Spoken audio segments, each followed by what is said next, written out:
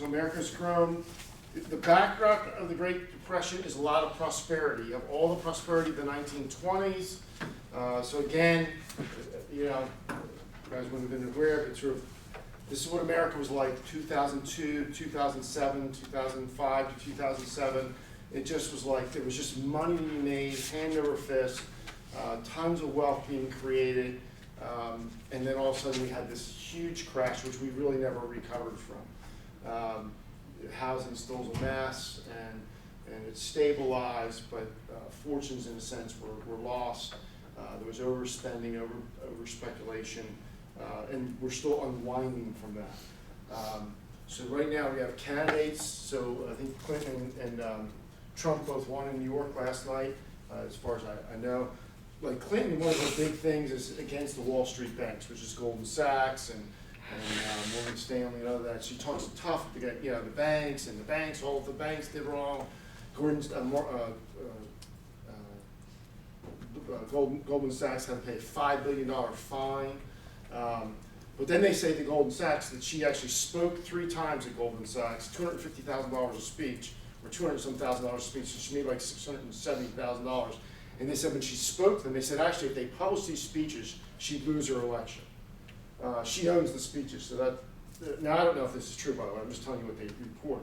Because actually when she spoke to them, they said she sounded like she was like an apologist for them, or their publicist. Like, you guys are great, and Goldman Sachs is great. Of course, when she's public, she's saying the banks are bad. The banks led to the housing, you know, chaos, and the banks need to be regulated. So she sort of talks to the small guy, us, and yet she's relating with the big guys, and they're doing a bunch of money. So you know, people talk about those kinds of things, and of just wealth and where's wealth gathered, who's got the money, who's got the power. So the background for the Great Depression is through the golden 20s. We had the gospel of wealth, and then we talked about causes, over speculation, and overproduction. Conditions of the Great Depression. Becomes a huge stock market crash. It's called Black Tuesday. Stock market lost tremendous value quickly, which means if you own stock, I remember having a guy come in and he showed us a stock certificate. It had 100,000 shares of the company. He goes, in one morning, this was worth $1 million. A week later, it was zero. Zero. You know, it was worthless. It's what happens if you own a bankrupt company and you invest in something it's gone. And that's sort of what was happening here. The stock market lost tremendous amounts of its value. We've had some stock market meltdowns since then, but nothing like that. So conditions of the Great Depression, there was a stock market crash, which means tons of people lost wealth. Banks started to fail. Okay, banks started to fail. So many people see it as a wonderful life. Okay, Great Depression. Right, banks started to fail. There's a run on the banks. So if you remember, you know, he wants to go away. I think that's when, is that his honeymoon or is that his college? No. Which? His honeymoon. Honeymoon, okay. He wants to go away. He's got this money to go away on his honeymoon, and he's like, everybody's running to the bank. Looks like, and then he walks up and he goes, now relax, everybody, just relax. Now, you know, your money, I want my money out of the bank. The banks are failing. I want my money. It's like if you went your savings account, I want my money out. He's like, now your money is over in this guy's house. See, I took your money and we helped build this guy's house. So your money's over there. You'll get it back. This guy's going to pay back his loan. Your money's safe. It's just invested. I want my money. So the one old guy, I want my $43.42. I want the whole amount. And they're just wondering, are we going to have enough? Are we going to have enough to pay back? And then you saw Potter, who had a lot of money. He was going on and saying, banks, okay, I'll tell you what, I'll pay off your things, but I'm going to own your bank. And that's where he had enough money he could absorb losses, and that's where he was taking over the town. Okay? But it was a run on the banks. Because if you think about your bank, if you have bank accounts, your bank doesn't keep the money. If your bank keeps the money, how'd they build the bank, pay their employers, and pay you interest? The bank's got to take your money invested in businesses to make money, to pay all their expenses, and to make a profit. So they get your money out. Okay, that's what they're doing. They're getting their money out. And all of a sudden now, everybody wants their money. That's called a run on the banks. Well, run on the banks, and then you hear the bank doesn't have money. This is even in Mary Poppins. There's a run on the bank at the end. I can't get my money, I want my pen, And then everybody's trying to run, they're trying to shut the doors because there's panic. and so banks are failing. Again, money's being lost, and now it's like, I don't have any money. Employment went to 25%. So you have stock market crash, banks failed, and employment went to 25%. It means 1 out of every 4 people was unemployed. Okay?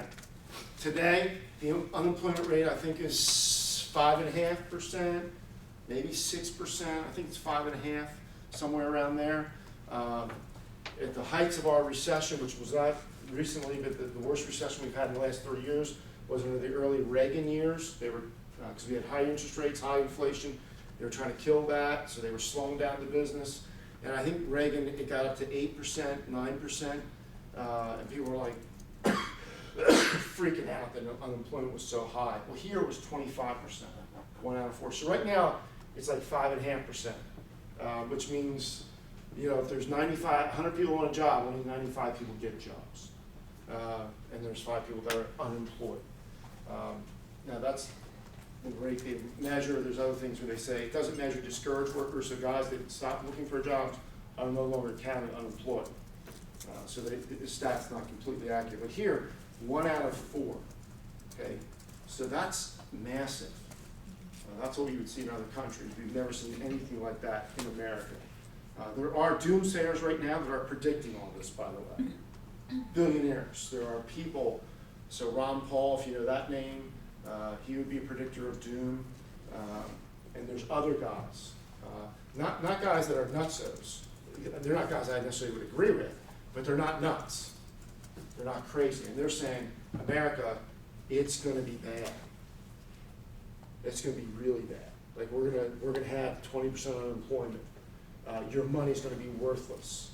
And even if you have gold, gold's not going to be enough. So there's now people that are buying gold because they feel like your money eventually won't be anything. So the way you'll get food is you'll have gold, and you'll be trying to buy through precious metals. And so there are people right now, again, I don't tend to think this is going to happen, but there are some people saying we are set up to a major fall. We have so much debt, we're just printing money. And the way we get away with it is the world, just letting us do it. They were talking about Saudi Arabia, from 9/11, where we allow people who were killed in 9/11, their relatives sue Saudi Arabia because the terrorists were Saudis.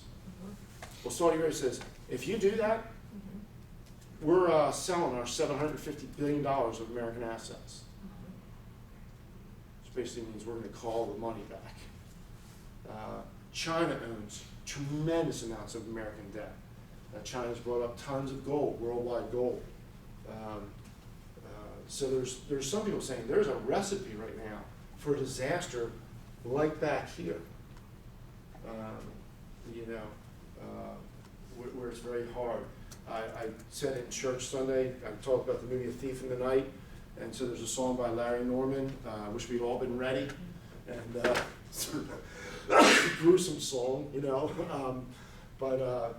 one of the things is, I think it's a piece of gold could buy a bag of bread. Yeah, a bag of bread, and the idea that bread becomes more valuable than gold, because people can't eat gold. At the end of the day, you gotta eat. It's like, I'll buy all this, I'll give you all my gold for a loaf of bread.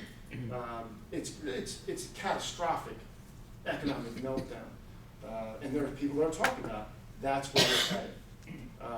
And the only reason we're not there is the government's artificially pumping things up. So we'll just print money we don't have, so we aren't aware of how bad things are. Again, I don't tend to run there, but I wouldn't be shocked, completely shocked either. Okay, so banks failed, 25% unemployment, and then you saw things in our country that now you see around the world. Bread lines. Okay, literally, people lined up for blocks. I mean, now people line up for blocks to get an iPhone, right? The new iPhone comes up, especially when iPhones first came out. You know, everybody lined up for blocks. They camped out. They had to get an iPhone. Well, here it was, you lined up for blocks to get a loaf to literally get a loaf of bread. These are the kinds of things that we're used to seeing in third world nations. This took place in America. You say there's lines. I mean, lines of people trying to get bread, trying to get a little bit of fruit, trying to get milk. And it was just massive. Because literally you couldn't eat. We don't even know what that's like. Okay? And there, back then, there was no government help. There's no welfare, there's no Social Security, there's no unemployment. If you don't work, you don't eat. I mean, now you would say, oh, you know, son, go to the welfare office, get food stamps. Well, there wasn't a welfare office. File for unemployment. Well, there was no unemployment. Go for Social Security. There was no Social Security. So there was no, I mean, there was churches. That's about all you had. You know, the Salvation Army, they fed poor people. Soup kitchens. That's sort of what was available. So charitable things that took care of people. But there was nothing governmentally. So there was these massive bread lines. This is what they had, this is the time of what they call the Dust Bowls. So the Dust Bowls and Hoovervilles. So in conditions, I'll just write these down. Sorry. Dust Bowls and Hoovervilles. The Great Depression starts in October of 1929. That's when it starts. That's the stock market crash. Our stock market right now is about 18,000 points. This would be like tomorrow the stock market went to 9,000. And then in another month it was down at 4,000. And you're like, wow, I had my retirement, I had this and this in the stock market. I was counting on this and it's gone. And literally you would say, I own a bankrupt company. You know, which isn't pleasant to do.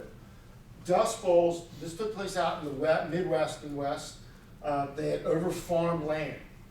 So they never let land. It was always profitability. They weren't thinking, so you just farm. Well, all of a sudden you had drought like we have right now out in the West.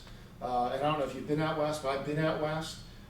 Places that used to have water, and literally there's no water. Boats that are, like, they look like they're in the middle of a field, but it used to be a lake. And they've had all sorts of problems. Now, California just had a lot of rain with El Nino, with Dust Bowls. And literally, the soil blew away. There's a very powerful scene. I forget the movie. I can't remember the name of the movie. It was one of those long TV series, but it was popular. And they showed the Dust Bowls and this starting to be the pressure. And they have this mom, and the Dust Bowls come and it blows into her house. And there's just dirt everywhere. She's opening up her cabinets and there's dirt in it. And she's there, and then she goes, and the baby's screaming, and the baby's covered in dirt. Well, she eventually just goes crazy and kills her family. So it's pretty gruesome. But it's just that pressure of dirt, flying dirt. And there's some graphic pictures of what this looked like back then. And then Hoovervilles, they built, Herbert Hoover was the president in 1929. So it was Herbert Hoover, who actually wasn't a bad guy. He was just the wrong guy at the wrong time. He was in the wrong place. And he was a Republican guy. And his view was sort of the gospel of wealth. Poverty's unfortunate. This is unfortunate. We'll work it out. Don't come in and fix everything. Because when the government tries to fix stuff, they just make it worse. So he's like, the business of America is business. Stay out. Now, actually, he did intervene somewhat, just not to the degree that people felt was necessary. And so they started to build these shanty towns. This is what you see if you ever go to a place like India. So I've been to Mumbai. It used to be called Bombay, but I've been to Mumbai 4 times. And they have shantytowns, but in their shantytowns, they'll have 100,000 people, 250,000 people, and it's just people who get corrugated roofing material, boxes, pallets, and they build houses. And like under bridges, like on major highways, literally you'll have house after house. So, this is the bridge, the wall of the bridge is here. Someone would build out a house, so that's their back wall, and their house is about this big, from that wall to about here. And a family of 5, that's where they live. So if you ever go into Mumbai, it's crazy. It's about 30 million people, 40 million people. It smells a lot. And then they just they'll build these shanty towns to where eventually it's 100,000 people. And then every once in a while, what the government does is they just come in with bulldozers and they just level it. And then people sort of all run, and then they just build somewhere else. And they're shanty towns. They're just made out of boxes. It's what we see in Mexico City, in places like India, certain places in Africa, where you're just saying, I'm just looking for stuff. I'm looking for old plywood. I'm looking for the old tin, corrugated roofing stuff. I'm looking for pallets, sometimes cardboard. And I get a roof over my head. I put walls up, and I try to make ends meet. If you go to a place like India, even like 2 in the morning when you go in the airport, it's packed. I mean, I've never gone anywhere in India where when you stop, there's not 3 beggars at your car. And usually a woman nursing a kid. And just baby food, money. And it's just what's like that. There's just so much poverty that takes place. Well, these were shanty towns. These were people saying, "Oh, Hoover, you great guy," and they built them. They said, "We're naming our city after you." It's like naming a very poor area after a guy. It was because people were losing their homes. There were just poor people, and there was nowhere to go. And then there was just huge psychological pressures through all of this. Huge psychological pressures through all of the Great Depression, in a way that we don't fully understand today. Okay? Today, if somebody loses their job, they don't blame themselves typically. They blame the economy, they blame the president, they blame their employer. They tend to blame other people. We live in a culture of blame and victimization. Doesn't mean there's not real victims, so don't hear what I'm not saying. But that's the culture we live in. What I deserve, it's an entitlement culture. They say your generation is the entitlement generation. I deserve this. So Bernie Sanders is playing to that. I'm going to give you a free college education. You deserve a free college education. That's great. Who's paying for it? So we're sort of following Greece steps, in the steps of Greece. Less work days, more money, more demand. And Sanders, that's how he's arguing. He's arguing a socialistic argument. Let's take money from the rich. Doesn't need any billionaires. Let's spread it out so everybody can make more. So you have the idea, let's raise minimum wage to $15 an hour. They voted for that in California. Target, I think, just raised their minimum wage to $10 an hour. So Target stores, I'm assuming they've done that countrywide. Because that's a big motive right now, to wage. So now workers, and again, they call you the entitlement generation, is we're entitled. It's not my fault. You owe me. Okay? You owe me. Back here, it was the opposite. The mindset is almost foreign to our way of thinking. Okay? If I don't have a job, it's my fault.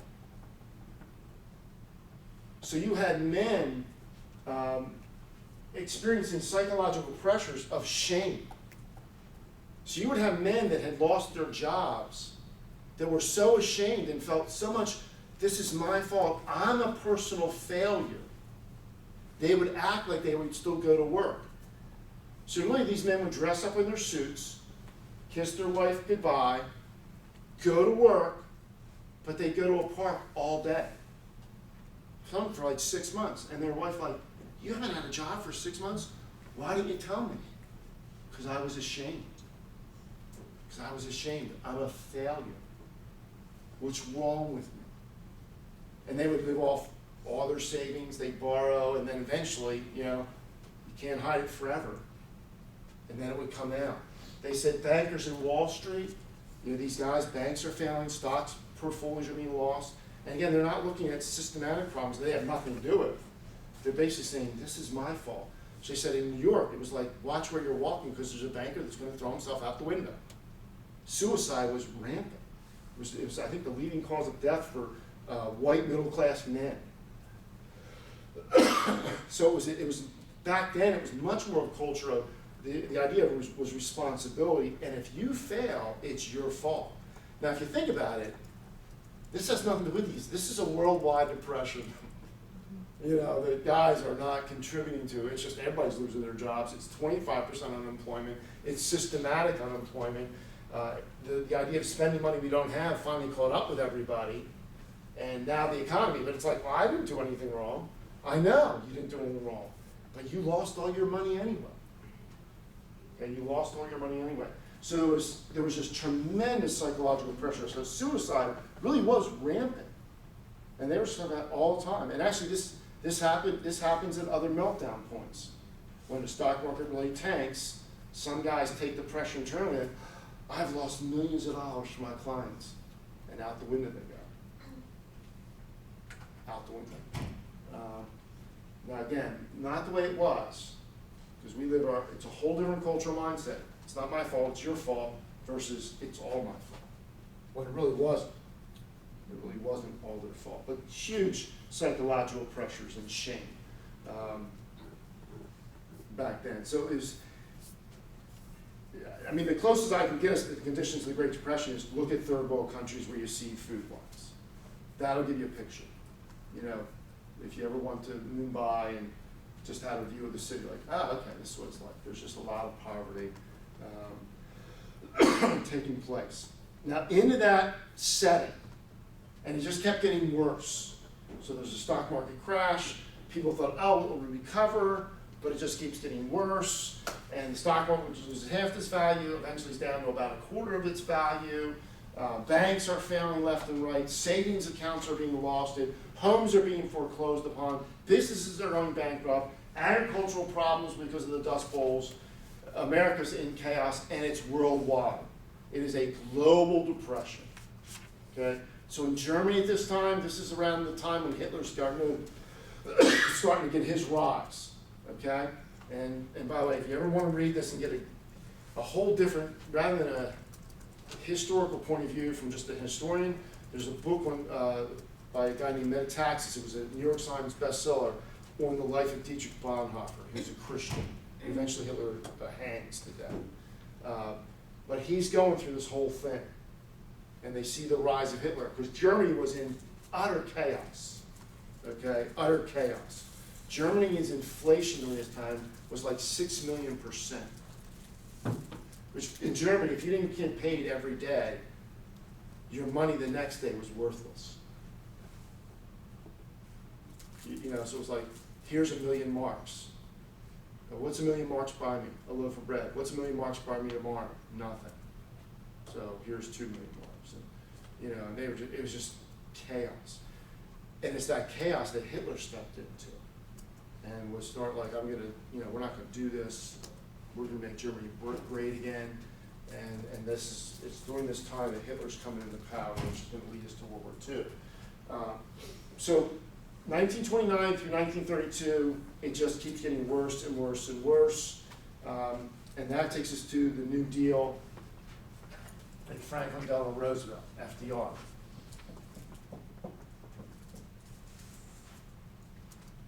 The New Deal and Franklin Delano Roosevelt. He becomes president in 1932.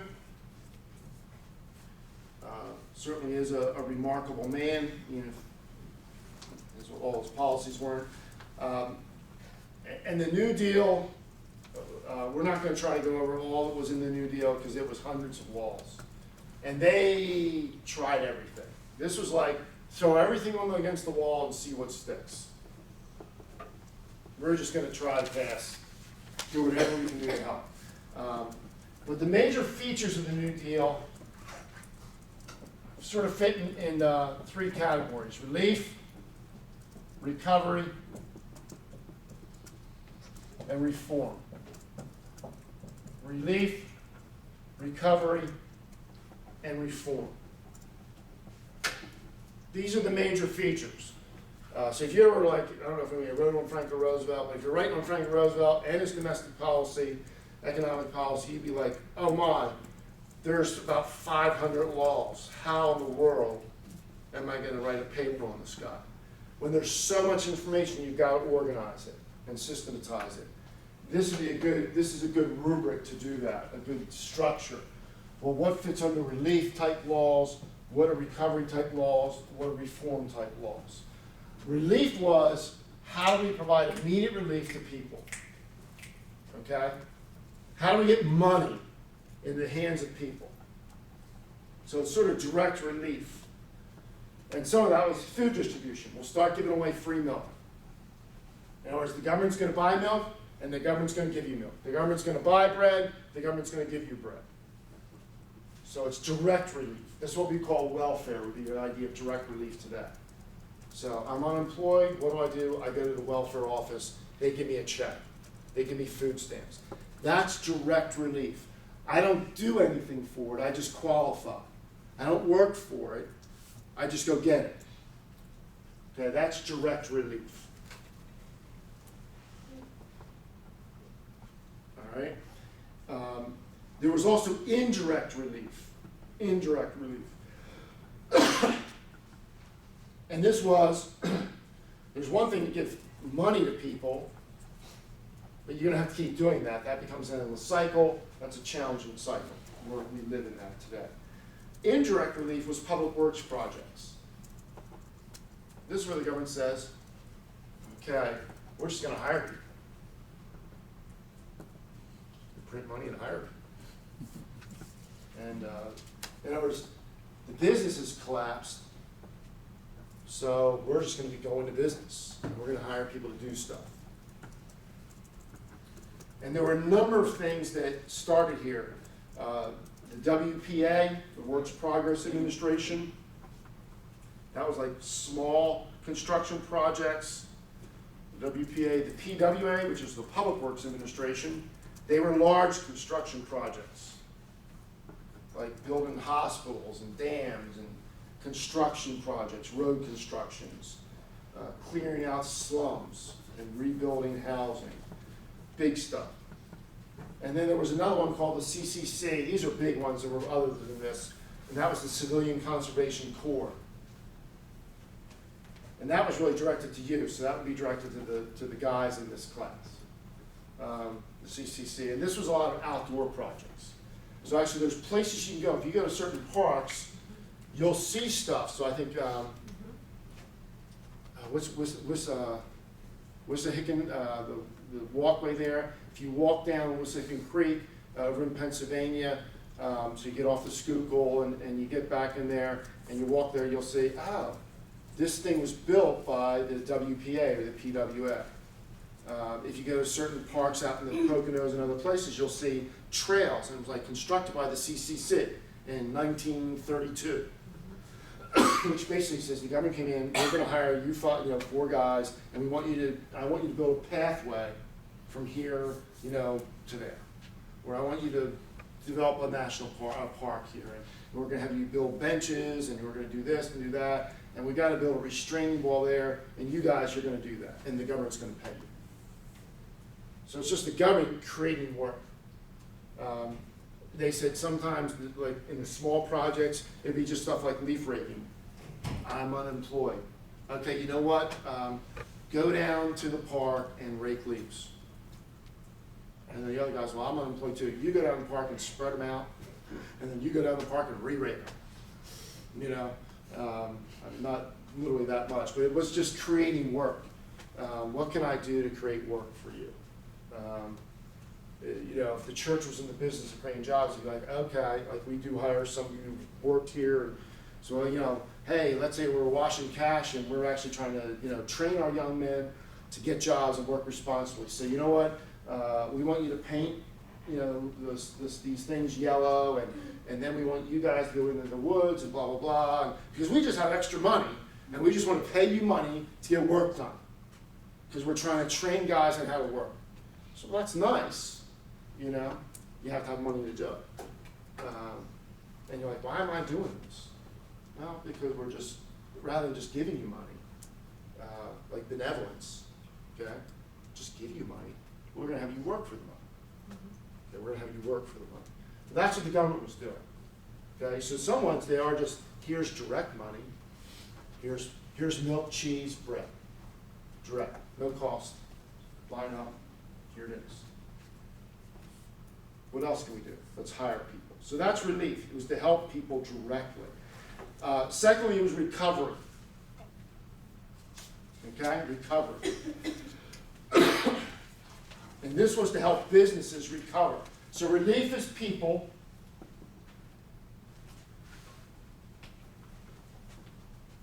Relief is more to people. It can be direct or indirect. Direct is just money. Indirect is jobs. Recovery is business.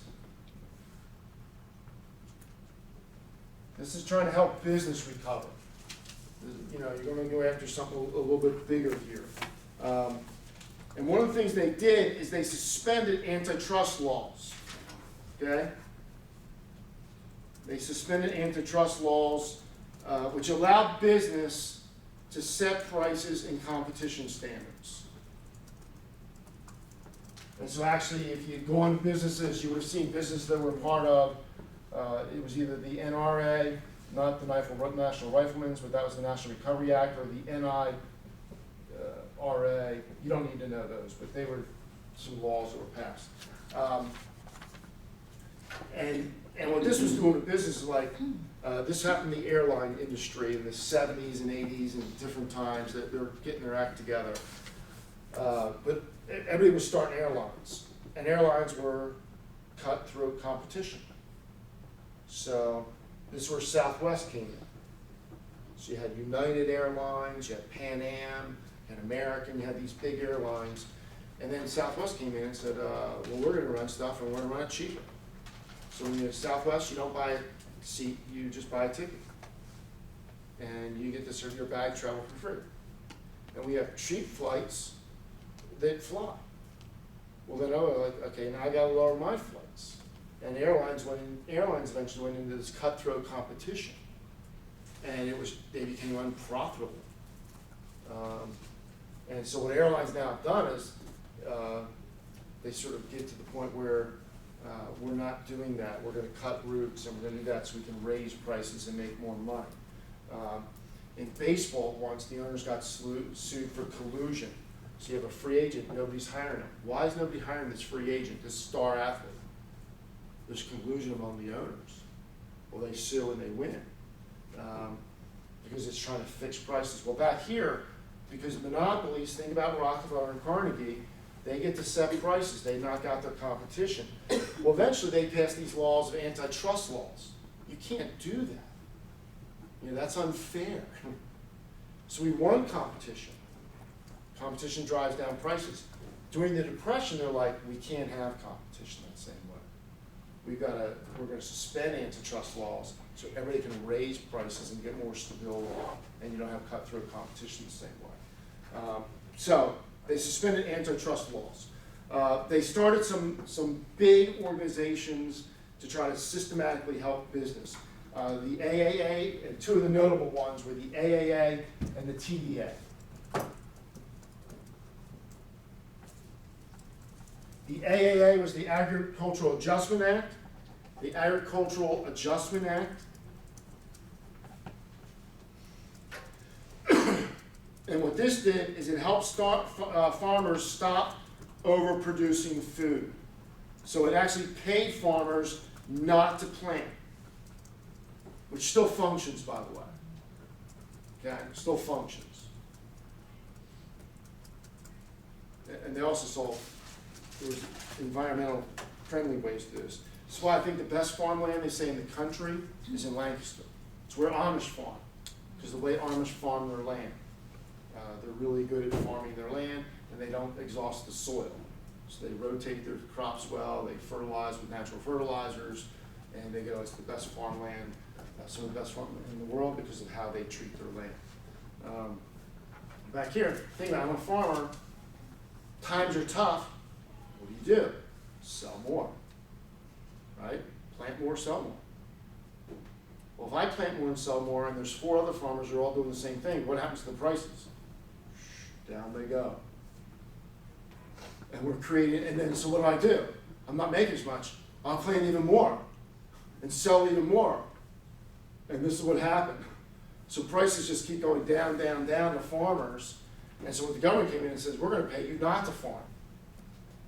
So if you have 100 acres, we're going to pay you a certain amount of money to only farm 50 acres because we got to get prices back up. Right? So like milk today, milk's got a subsidy behind it. If they let milk hit the market at market prices, milk prices would plummet. But actually the government keeps milk prices up. Okay, so farmers can do it and make it profitable. So these things still function to some degree in different ways.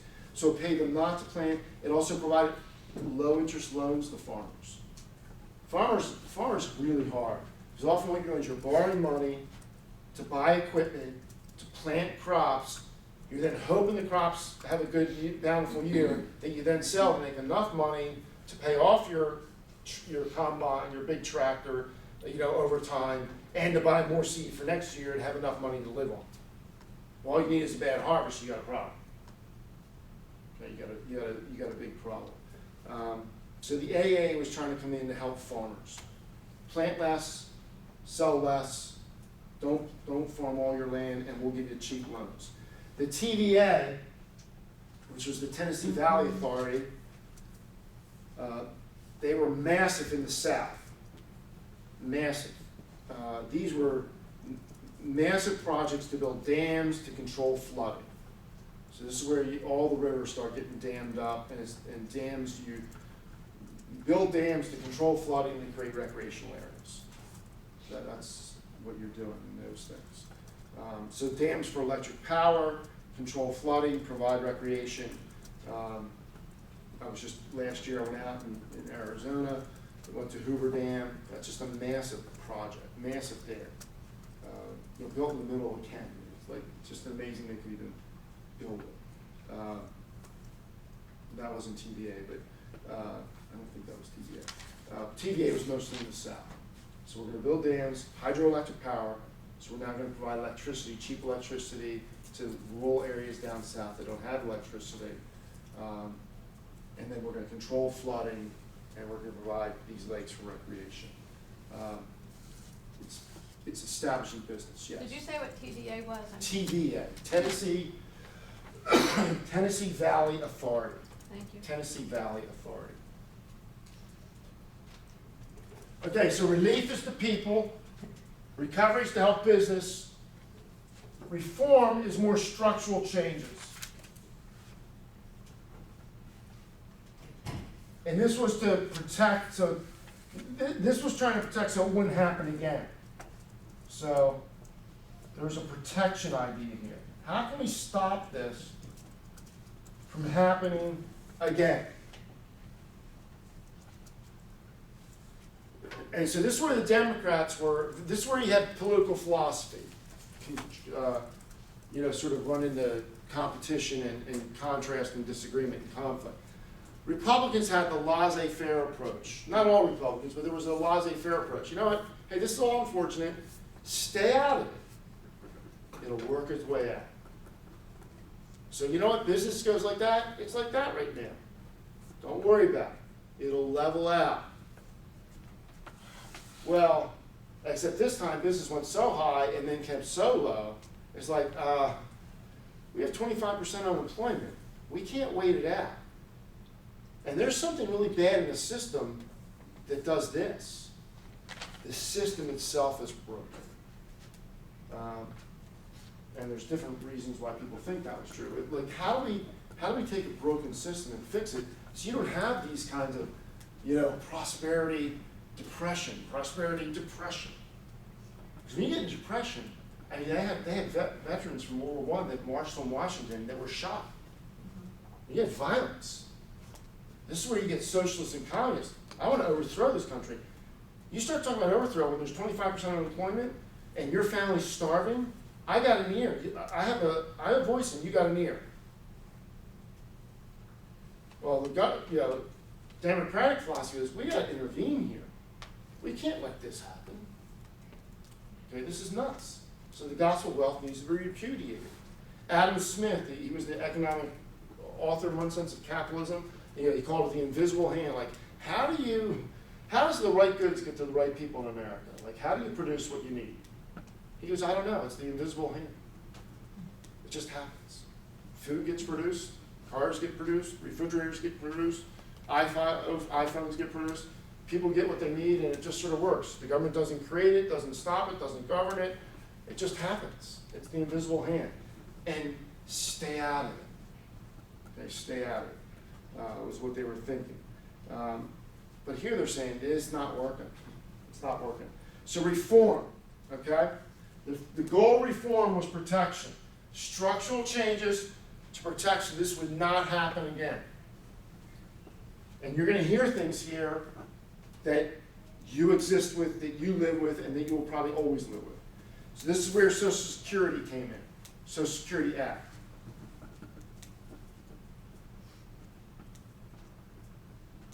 Social Security is still around today. And it's not just for your grandparents. It's not just for old people. Social Security is also for disabled people, handicapped people. If your parents die, children get Social Security. Okay? So it's retired people, disabled people, handicapped people, children. And they get Social Security. All right? And it was like, hey, Social Security is supposed to be a net, some kind of a net for crisis. Some kind of a net for crisis. The FHA, which is the Federal Housing Administration, which is still around. These things are all still around today. So this is, 80 years later, this stuff's all here and entrenched now. The FHA, that was for, which is the Federal Housing Administration, that was for low-income housing.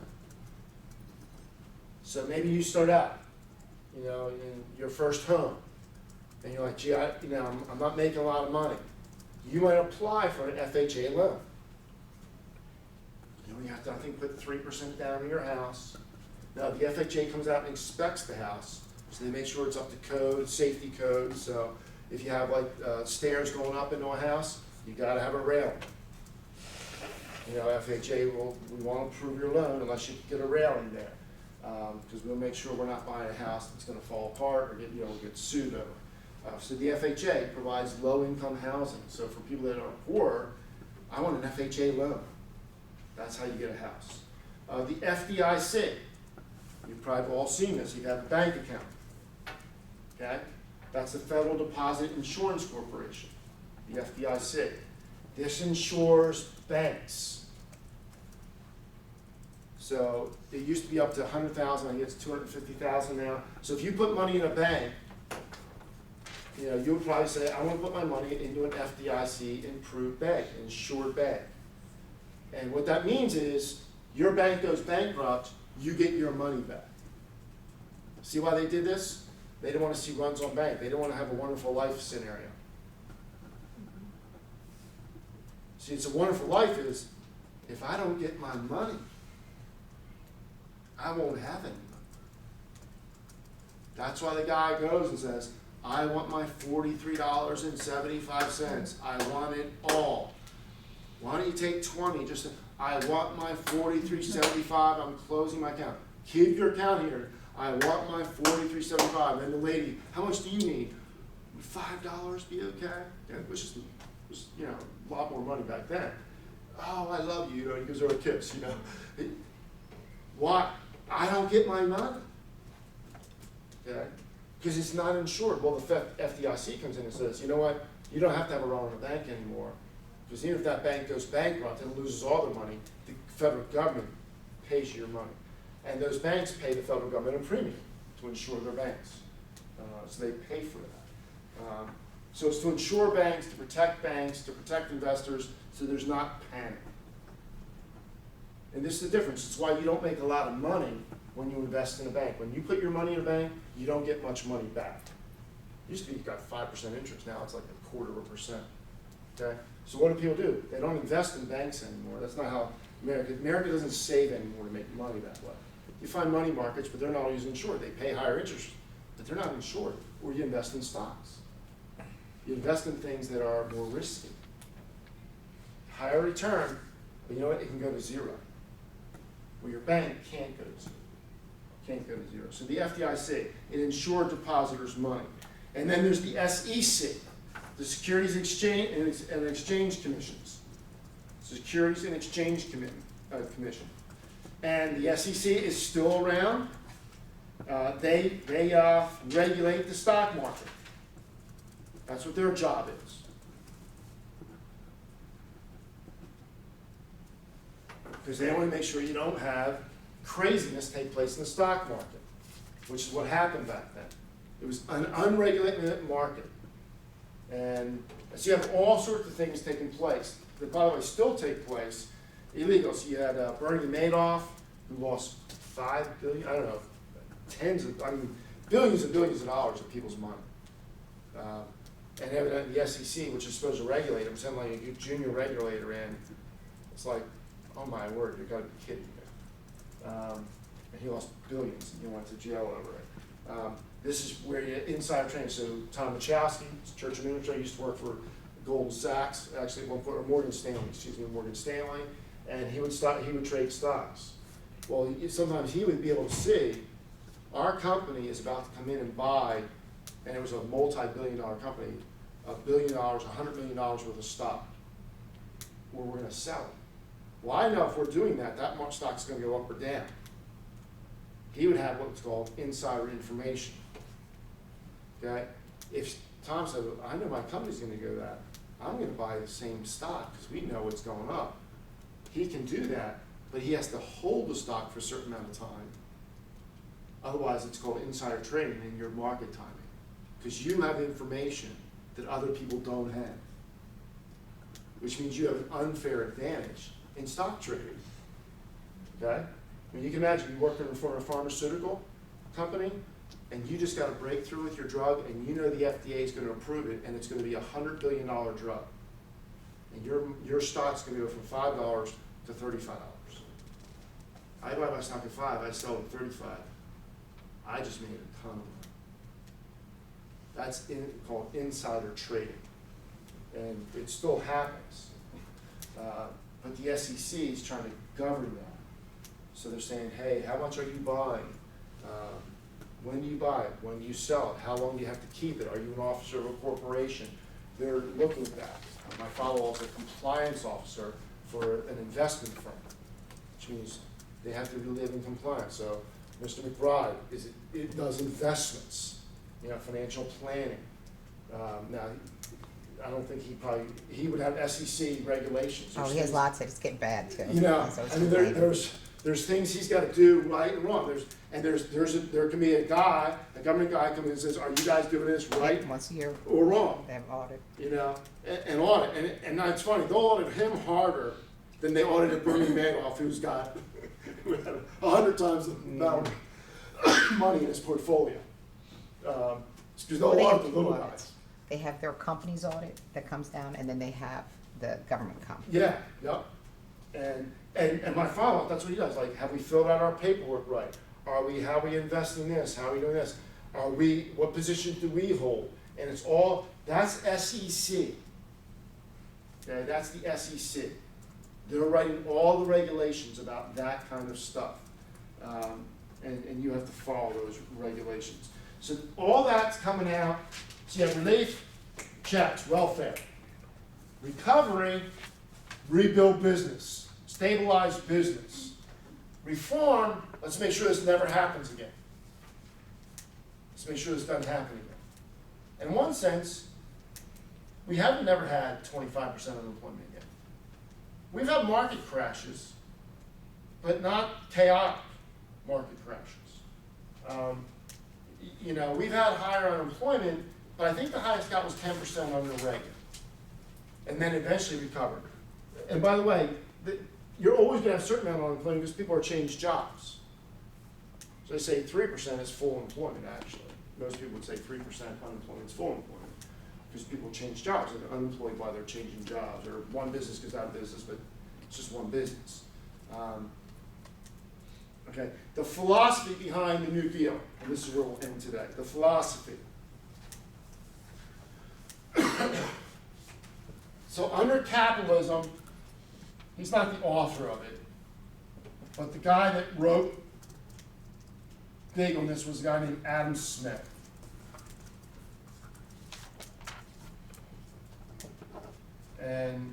And the whole idea of the gospel of wealth, you know, this is laissez-faire, stay out of it.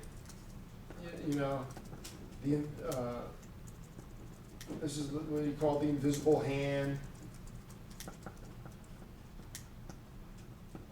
This is stay out of it. Just let it run. Let it run. Well, it sort of runs itself into the ground. So there's another guy who comes on the scene, and he's very famous, and everybody is a Keynesian today compared to in the past. We don't really have any free, pure